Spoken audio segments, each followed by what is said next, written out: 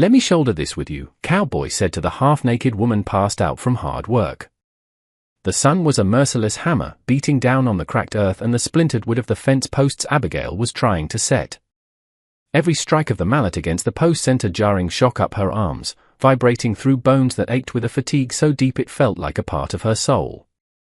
Her chemise was plastered to her back, a useless, damp rag against the relentless heat, her corset and dress having been abandoned hours ago in a desperate bid for relief.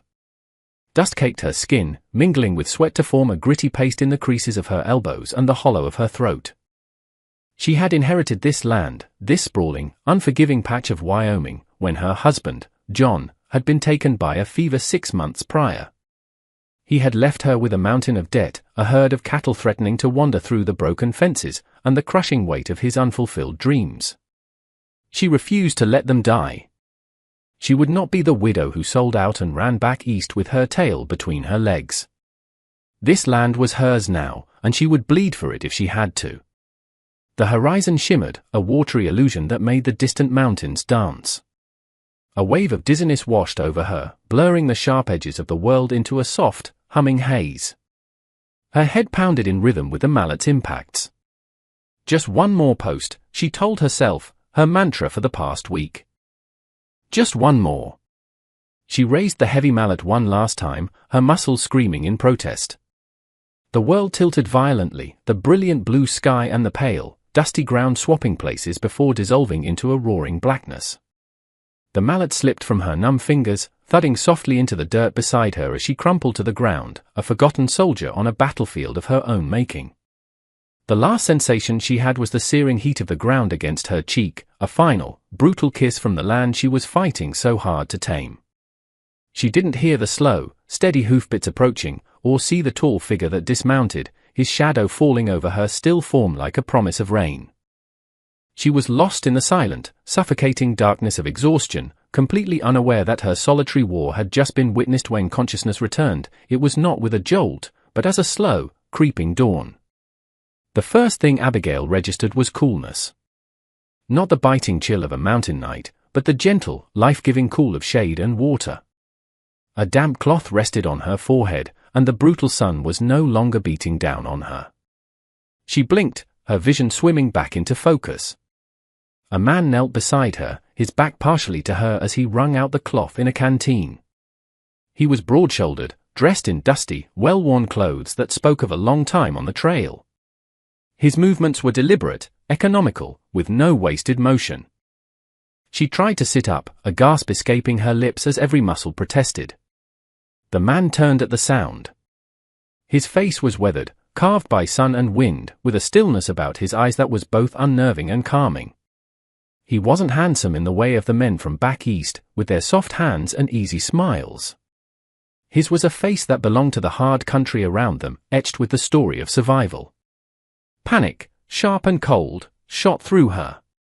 A lone woman, half-dressed, and a strange man. Her hand instinctively went to her hip, searching for the small pistol she usually carried, only to remember it was back at the cabin. She pulled the torn fabric of her chemise closer around her shoulders, a futile gesture of modesty. "Who are you?" she asked, her voice a dry rasp. He didn't answer immediately, instead holding the canteen to her lips. "Drink," he commanded, his voice a low baritone, as rough and steady as the land itself. She hesitated, her mind screaming with warnings her mother had drilled into her. Never trust a stranger. Never show weakness. But the thirst was a raging fire in her throat. She drank, the water the sweetest thing she had ever tasted. He watched her, his expression unreadable. "You collapsed," he stated simply, as if discussing the weather. The sun can be a cruel master. He looked past her, at the line of unsteady fence posts, at the heavy mallet lying in the dust. His gaze took in the whole desperate picture. "You need help." Abigail bristled, the water giving her enough strength to feel indignant. "I don't need anything from you." It was a lie, a foolish, prideful lie, and they both knew it. She was failing. The proof was all around them. He simply nodded, accepting her words without argument, which somehow felt worse than a dismissal. He stood up, a tall, solid presence against the vast, empty landscape. "My name is Marcus," he said, not as an introduction, but as a simple fact. "I'll take a look at that fence." He turned and walked toward the line of her shoddy work, leaving her in the shade of the cottonwood tree, her suspicion warring with a terrifying, overwhelming sense of relief. Pride was a luxury Abigail could no longer afford. For 2 days, she watched from the porch as Marcus worked. He moved with a quiet competence that was both infuriating and awe-inspiring. He didn't just mend the fence, he rebuilt it. He pulled up her wobbly posts, dug deeper holes, and set them with a strength and precision she could never match. He worked from sunup to sundown, pausing only to drink from his canteen and wipe the sweat from his brow. He asked for nothing. He expected nothing. On the 3rd morning, she couldn't stand it anymore. The shame of her weakness was less potent than the practical, undeniable truth: without him, she would lose everything. She met him by the half-finished fence line, a tin plate of biscuits and bacon in her hands. "I can't pay you much," she began, the words feeling like stones in her mouth. "Not until I sell some of the herd in the fall. But you can have a room in the barn, and your meals." She hated the tremor in her voice, the plea she couldn't quite disguise. He stopped his work, taking the plate from her. His calloused fingers brushed against hers, and a strange warmth, entirely different from the sun's oppressive heat, spread up her arm. He looked at the food, then at her. "Fair wages," he said, and that was that. The agreement was sealed, not with a handshake, but with a shared plate of biscuits under the wide Wyoming sky. The days that followed settled into a new rhythm. They were a silent team, their partnership forged in the shared language of labor. She would rise before dawn to milk the cow and prepare their meals, while he was already out, the rhythmic thud of his mallet a steady heartbeat for the struggling ranch. She'd bring him water in the heat of the day, and he would wordlessly accept it, his eyes conveying a gratitude he never spoke. Her internal monologue, once a constant stream of fear and panic, began to change. She found herself watching him, cataloguing the small details. The way he could soothe her most skittish mare with a low murmur and a steady hand. The methodical way he sharpened his tools at the end of each day. The lines around his eyes that crinkled just slightly when her old dog, Buster, would drop a stick at his feet. She was still wary, still guarded, but a new feeling was taking root in the barren soil of her heart, a grudging, profound respect. He wasn't just a drifter, he was a builder. And as he rebuilt her fences, she felt the broken barriers around herself beginning, ever so slightly, to mend. The blistering heat of summer slowly yielded to the golden light and crisp mornings of autumn. The last of the southern fence line was completed, a strong, unbreachable barrier that stood as a testament to their combined efforts. The cattle were secure, and for the first time in months, a sliver of peace settled in Abigail's chest. But a ranch was a relentless beast, always demanding more. The barn roof, which had been a minor worry, became a critical problem as the season turned. A leaking roof meant ruined hay, and ruined hay meant starving livestock come winter. They started work on it together, a new, more intricate dance of cooperation. He was on the roof, pulling away the rotten shingles, while she was below, hauling up new ones on a rope pulley system they had rigged. Their communication remained sparse, but it was efficient. More nails, he'd call down, and she would have them ready. Careful now, she'd warn as a gust of wind threatened his balance, and he would give a short nod of acknowledgement. The silence between them was no longer a void of suspicion, but a comfortable space filled with the sounds of their shared work. The evenings grew longer and cooler, and their shared meals moved from the porch to the small kitchen table. The first few times, they ate in a tense quiet, the clinking of their forks against the tin plates unnaturally loud. But gradually, the quiet softened. One night, he complimented her stew. It was a simple phrase, "This is good," but it felt like a monumental declaration. She found herself telling him about her father, who had taught her to cook. He, in turn, told her a brief story about working a cattle drive down in Texas. They were small offerings, tiny pieces of their pasts laid bare on the table between them. She noticed he had started leaving a small pile of freshly chopped kindling by the back door every morning, saving her one of her most hated chores. She, in turn, took to mending the small tears in his work shirts, leaving them folded neatly on the crate he used as a bedside table in the barn. These were not spoken kindnesses, they were quiet, practical acts of care. They were the gestures of two people who were learning to depend on each other, who were discovering that the weight of a struggling ranch was easier to bear when the load was shared. The respect she felt for him was now mingled with a burgeoning, unfamiliar warmth, a fragile hope taking root as the leaves on the cottonwood trees turned to gold. The change came without warning, a brutal shift from the crisp beauty of late autumn to the raw fury of winter. The sky, a placid blue one moment, turned a bruised, menacing grey the next. The wind began to howl, a low, mournful sound that rattled the window panes and clawed at the new shingles on the barn roof. Marcus was out checking on a newborn calf and its mother when the first flakes began to fall, not the gentle, drifting snow of a peaceful winter's day, but a hard, stinging sleet driven by a gale-force wind. Abigail watched from the cabin window, her heart pounding a frantic rhythm against her ribs. The world outside was disappearing, swallowed by a churning vortex of white. Visibility dropped to mere feet. He had been gone too long. Tying a rope around her waist and securing the other end to the porch railing, she ventured into the maelstrom, calling his name until her throat was raw. Just as a terrifying despair began to set in, a large shape materialized out of the blizzard. It was Marcus, half carrying, half dragging the weak calf, its mother stumbling behind him. He was covered in snow, his face grim and set against the punishing wind.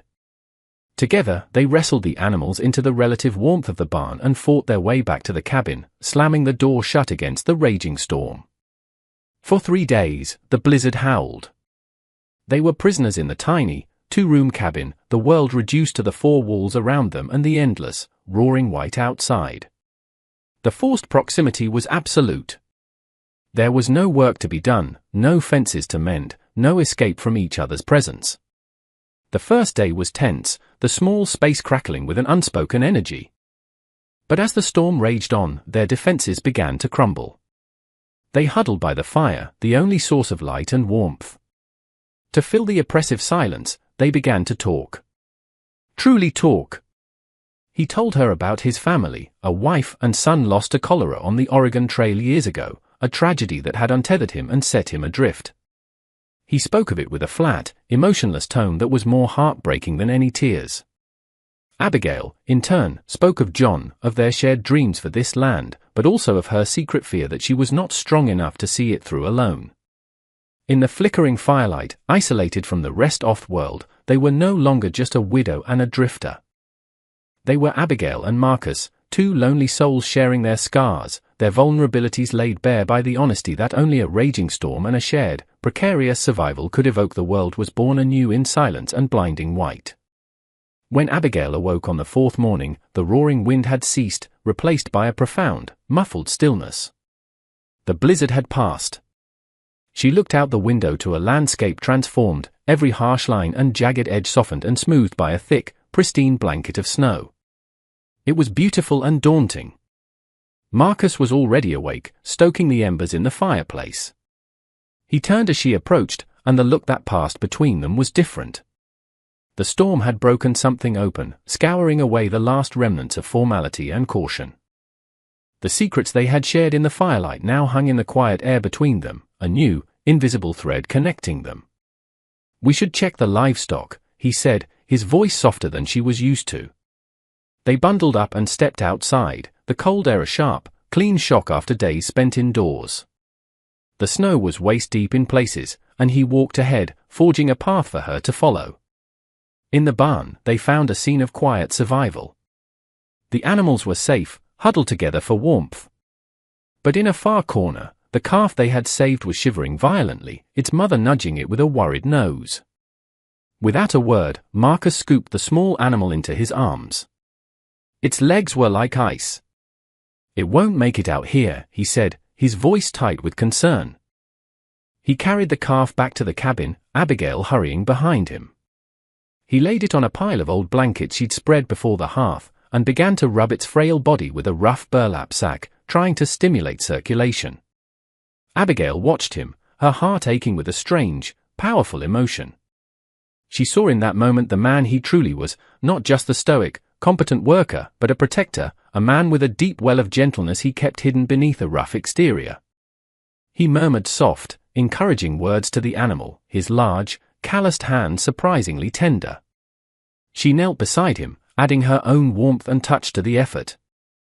As they worked together, side by side, to save this one fragile life, Abigail knew with absolute certainty that the last of her walls had crumbled into dust. The practical arrangement was long gone, replaced by a bond forged in hardship, sealed in crisis, and now, finally, acknowledged in the quiet intimacy of a shared, gentle act. Hope was no longer a fragile seedling, it was beginning to bloom, warm and bright. In the middle of the frozen landscape, winter tightened its grip, a long, relentless season of bitter cold and hard work.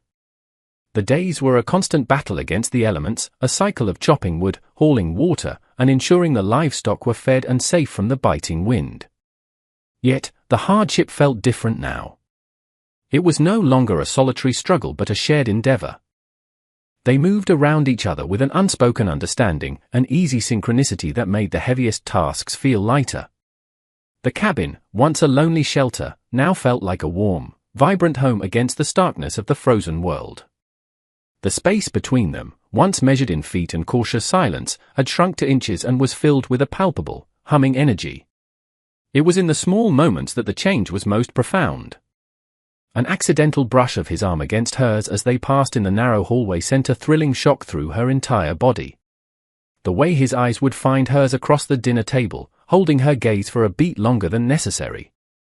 He started to smile more, not a wide, easy grin, but a small, quiet lifting at the corners of his mouth that was reserved just for her. One evening, after a day spent digging out a snow-drifted path to the well, a task that had left them both exhausted and chilled to the bone, she found him on the small porch. He was leaning against a post, staring up at the brilliant, cold stars that glittered in the ink-black sky. He didn't seem to notice the cold. She came out with a thick wool blanket, wrapping it around his broad shoulders. He turned, surprised, his breath misting in the frigid air. "You'll freeze," she said softly. He looked down at her, his expression serious in the pale moonlight. "I wasn't planning on staying through the winter," he admitted, his voice a low rumble. "I never stay in one place for long." Abigail's heart clenched. She had known, of course, that he was a wanderer, but she had allowed herself to forget. "The spring thaw will open the roads," she said, her own voice barely a whisper, stating the practical truth that felt like a knife twisting in her gut. "Yes," he said, his gaze intense. "It will." He reached out, his gloved fingers gently touching her cheek. "But I find I'm no longer in a hurry to see what's on the other side of those mountains. I'm no longer looking for the road." In that moment, under the vast, silent watch of the stars, the slow burn of respect and affection finally ignited into a clear, undeniable flame. The first sign of the thaw was the sound of dripping water, a steady, rhythmic tapping of melting icicles on the cabin roof. It was the sound of the world waking from its long slumber. The harsh white landscape began to recede, revealing the damp, dark earth beneath. Patches of green appeared on the southern-facing hills, and the creek, frozen solid for months, began to flow again with a joyful, gurgling rush. The entire world seemed to be breathing a collective sigh of relief, and Abigail felt it in her own soul. The ranch, which had been a place of struggle and survival, was now thrumming with the promise of new life. Her favorite mare, Daisy, gave birth to a long-legged, wobbly foal one bright April morning. It was a perfect, healthy colt, and its arrival felt like a powerful symbol, a sign from the land itself that their hard work was bearing fruit. Abigail and Marcus stood together, leaning on the fence of the corral, watching the foal take its first uncertain steps. It stumbled, then found its footing, nudging against its mother's side. A feeling of profound contentment washed over Abigail. This was what she had fought for, bled for. This new life, this continuation. The ranch was no longer failing, it was being reborn, just as she was. Their relationship had settled into a deep, quiet love, as natural and certain as the turning of the seasons. There were no grand declarations, no flowery speeches. Their love was expressed in the way he would take the heavier bucket from her hands without being asked, in the way she would save him the last piece of pie, in the comfortable silence they could share while watching the sun go down. One evening, as the sky was painted in fiery shades of orange and pink, they stood on the porch, a familiar ritual that now marked the end of their days. He reached over and took her hand. It wasn't a practical gesture to help her over a rough patch of ground or an accidental brush of fingers. He simply took her hand and laced his fingers through hers, holding it firmly, possessively. It was a statement. A promise. He looked from their joined hands to her face. "Abigail," he said, his voice thick with an emotion he no longer tried to hide. "This place, this life, it feels like home." Tears welled in her eyes, tears of joy and relief. "It wasn't," she confessed softly, squeezing his hand. "It was just a piece of land I was afraid to lose." "It's only home because you're here." The sun dipped below the horizon, casting them in the soft glow of twilight, two solitary figures who had found their whole world in each other. Their commitment to one another was not forged in a church or marked by a ring, but in the daily act of building a life from the ground up. The promise they made was not one of words, but of action. It was in the seeds they planted together in the newly tilled garden, their hands digging into the same rich soil. It was in the plans they drew in the dirt with a stick, mapping out a new pasture or an extension to the barn. It was in the shared belief that their future was not a terrifying, uncertain thing to be faced alone, but a hopeful landscape to be explored together. The ranch thrived under their joint care.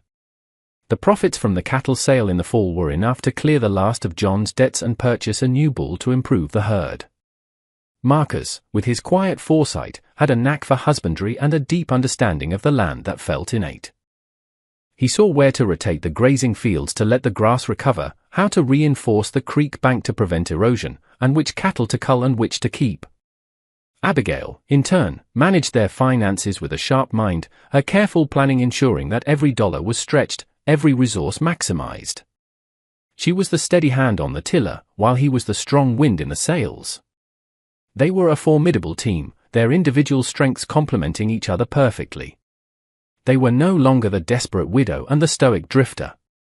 They had been remade by the land and by each other. She, who had fiercely guarded her independence, learned that accepting help was not a weakness but a different kind of strength, the strength to build something larger than herself. He, who had wandered for years with a hollowed-out heart, learned that a home was not a place to run from, but a person to run to. Standing on the porch of the home they had saved, watching the verdant field stretch out before them, they were living proof that love wasn't always a sudden, passionate storm. Sometimes, it was a quiet, steady thing, built post by post, season by season, a shelter strong enough to weather anything the world could throw at it. It was a foundation of mutual respect, a structure of shared burdens, and a roof of quiet, unwavering devotion. 5 years passed, as quickly and as surely as the seasons. The ranch was no longer a place of struggle, but one of abundance. The small cabin had been expanded, a new wing added to accommodate a growing family.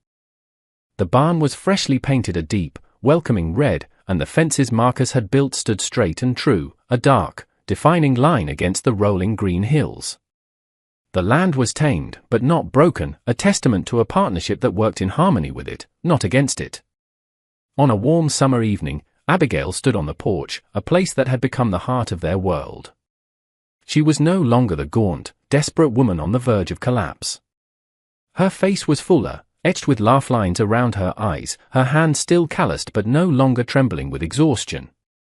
Marcus came to stand beside her, his arm wrapping around her waist in a familiar, comforting gesture.